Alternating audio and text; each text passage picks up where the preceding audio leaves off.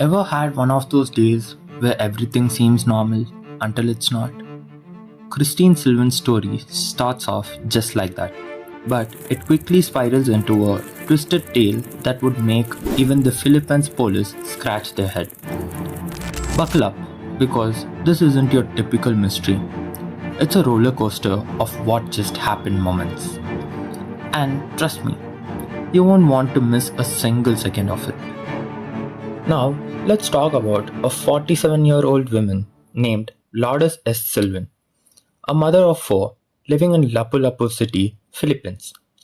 Oh, and let's not forget, she was divorced from her husband Mario Di Bate 13 years ago. Yes, that's right, raising four children on her own. No small feat. The eldest daughter, Lucilene Silvan, was 21, a teacher at a private school nearby. The second daughter? Well, that's where our story gets interesting. Christine Silvan, 16 years old, and two more younger siblings. Sounds like a normal family, right? Oh, just wait. Financially, the Silvans were not exactly rolling in dough. But Christine? Oh, Christine. She was different. She was the rare teenager who actually understood her family's financial struggles. You know, the kind of kid who does not throw tantrums over not getting a latest iPhone. Christine was introverted, quiet, with only a few friends, but those she had, she cherished them deeply. She was a bit of an anime geek too. Just in case you were wondering about her hobbies, this 16-year-old Christine, on the brink of life, so happy with her little world, including her boyfriend, John, who she'd been dating for almost a year. Yes, a boyfriend in the mix. But don't worry, he wasn't the troublemaker here. Christine was the kind of teenager who every parent dreams of. She'd come home from school, rest a bit, and head to church, where she was a dedicated collector, always helping out even on weekends. Sundays were no different. She was at the church by 4 pm and back home by 7 pm. You could set your watch by her. She was so punctual. But here's where the thing starts to unravel. It was March 10th, 2019, a Sunday just like any other. Christine had spent the day helping her mother with her household chores. Yes, she did that willingly. And then she got ready for church. At 4 pm, she told her mom that she would be heading out. Her mom's only instruction, be back on time. And Christine, ever the obedient daughter, assured her that she would. Little did they know that would be the last time her mother would see her. The clock ticked down, 7 pm came and went, but Christine wasn't home. By 7:30, still no sign of her. Now, this was weird. Christine was never late. Her mom knew something was off. At 8 pm, she went straight out to the church, hoping to find her daughter. But no, Christine wasn't there. The records showed that she had left at 6 pm, but she hadn't made it home. Her house was just a stone's throw away from the church. So, why wasn't she home yet? Panic set in. The area around their house wasn't exactly the safest. There were stories of kidnappings, thefts, and drug dealings. Just recently, there had been news of suspect caught nearby, involved in shady businesses, weapons, and all. Naturally, Christine's mom feared the worst. On her way back from the church, she ran into Ryan, a friend of Christine's who had duties at the church as well. Ryan mentioned he had left the church early that day after buying barlet, a local delicacy fertilized duck egg from a street vendor. He told Christine's mom that when he returned to the church, Christine was already gone. The vendor confirmed he had seen Christine that evening, but nothing seemed out of the ordinary. She had left alone. Lourdes knew then that her daughter was in trouble. She rushed home, rallying the neighbors to help to search for Christine. They searched high and low, but no trace for her. When hope began to fade, Lourdes made the tough decision to go to the police. But here's where it gets infuriating. The police, ever so confident in their misplaced assumption, didn't take Christine's disappearance seriously. Teenagers, they thought, probably just ran away, upset over something trivial. She'll come back, you know. Because a perfect obedient daughter who understands her family's struggles and responsibilities would just decide to run away. Logical, right? The search was called off for the night, and the police promised to resume in the morning. Lourdes, exhausted and defeated, returned home, praying that her daughter would be somewhere up there, safe and sound. But fate had another plans.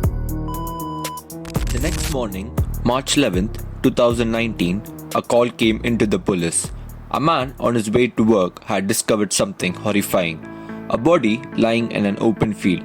And not just any body, this one had been brutalized in a way that defies description. The face unrecognizable, the skull and eyes exposed. It was a scene straight out of a nightmare, the kind that sticks with you forever. And here's the kicker, that field, it was right behind Christine's house. The very place where neighbors and police had searched the night before, finding nothing. So how on earth did Christine's body end up there? And why hadn't anyone found it sooner? As news spread, people flocked to the field, all wondering the same thing. Is it Christine? The body was too damaged to be identified by face. But Christine's mom recognized the bracelet on the victim's wrist. It was a bracelet she had gifted her daughter, still clinging to her lifeless hand. This was it. Christine was never coming home. An autopsy confirmed the worst. Christine had been brutally murdered, stabbed 27 times in the arms, 9 times in the neck, and doused with acid, which had eaten away at half of her face. Parts of her body were mutilated. Her tongue, windpipe, even parts of her neck and hair were missing. To add to the horror, she had been sexually assaulted. This wasn't just a murder, it was a monstrous act of violence. The community was outraged. Protests erupted, candle marches lit up the streets, and the media went into overdrive. The pressure was on the Philippine police to solve the case. But the initial investigation led nowhere. There was no suspect, no motive, no solid leads. That is, until they stumbled upon a name, Jonas Martel Bonillo, a 62-year-old with a history of violence. He had once murdered a farmer and, in a gruesome attempt to hide the crime, had destroyed the man's face beyond recognition. Sound familiar? The police thought so too. They arrested Jonas, hoping to pin Christine's murder on him. But Jonas, despite his violent past, denied any involvement. Even after hours of intense interrogation, bordering on torture, Jonas maintained his innocence. With no evidence to link him to the crime, the police had no choice but to release him. Now, back to square one, the case seemed destined to go cold. That is, until a breakthrough came from an unexpected source. A grainy CCTV footage showing Christine walking away from the church, but she wasn't alone. A man was with her, and from the way Christine was walking beside him, it seemed like she knew him. But here's the frustrating part. The footage only showed the man's back. Who was he? Where did he live? And why was Christine so comfortable with him? The police turned to Christine's family and friends, searching for any clues about this mysterious man. They found it. Christine's social media accounts. 2 accounts stood out. One belonged to someone named CJ Diaz, and the other was her boyfriend John's. Suspicion immediately fell on Josh, especially since the two had recently broken up. Now, the police thought they had their man. John must have been angry about the breakup and decided to take revenge. They even discovered that John had deleted some messages, which only fueled their suspicions. But when they tried to arrest him, John's mother gave him an alibi. He had been home all day helping his mom and playing basketball with friends in the backyard. And when the police showed up, John didn't try to flee. He opened the door calmly, as if he had nothing to hide. But the police were relentless. They searched John's house and found clothes that matched the ones seen in the CCTV footage. They even found a phone with a cracked screen and some injuries on John's shoulder. It was enough to arrest him, and soon John became the prime suspect. Here's where things get even murkier. John was a minor, and during his interrogation, which included physical abuse, he eventually confessed to the murder. But wait, there's a twist. The confession wasn't legitimate. It was coerced and without legal representation. It held no water in court. The case was falling apart, and the more people looked into it, the more it seemed like John was just a scapegoat. Even Christine's family and the public began to doubt that John could have committed such a brutal crime alone. The crime was so savage, so inhuman, that it seemed impossible for a young boy to have done it without help. But with no other suspects and immense pressure on the police to solve the case, John's forced confession was all they had. So, what really happened to Christine Silvan? Who was the man seen walking with her? And why did her life end in such a brutal, senseless way? The question remained, haunting her family and community. Christine's mother wasn't ready to let go, not until justice was served. After all, how could she, when her daughter's brutal murder was still a mystery? But on March 24th, just 2 days after what would have been Christine's birthday, she reluctantly allowed her daughter to be laid to rest.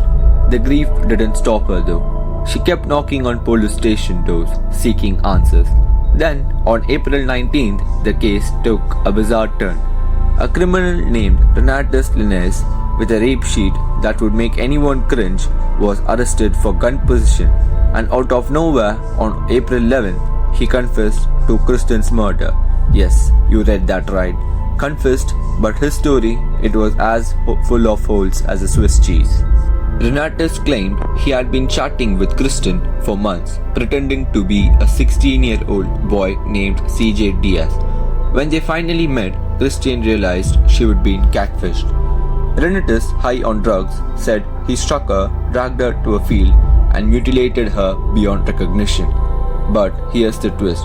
The CCTV footage of the boy seen with Christine didn't match Renatus. The details didn't add up. The build, the height, the hair, all wrong. And the details Renatus provided, let's just say they were as shaky as a house of cards in a storm. The police, ever so thorough or not, didn't bite either. They knew something wasn't right, and Christine's family, they were left with more questions than answers. Renatus' confession was full of holes. If he struck her with a seizure, why didn't anyone hear her scream? How did the police miss Christine's body on the first search? And why was her body suddenly found just a day later in a place so close to her home? And as if this case couldn't get any more twisted, Renatus was found dead in his cell on May 24th. Official cause of death? Suicide. But of course, we all know better, don't we? The case was closed just like that. But to this day, people believe that Christine's real killer is still out there, roaming free, hidden in plain sight. So there you have it. A case mishandled, a confession that doesn't quite fit in, and a girl who will never come home. Christine Silvan's case may be closed, but the mystery? That's far from over. So go ahead and hit that like button. Or don't. Cause just like the Philippines police, we won't really notice until it's too late. And while you're at it, why not subscribe? Plus, if you don't, we might just start our own investigation into why you haven't clicked that button yet. So better you do. Until then, it's Team Enigma Paradox signing off.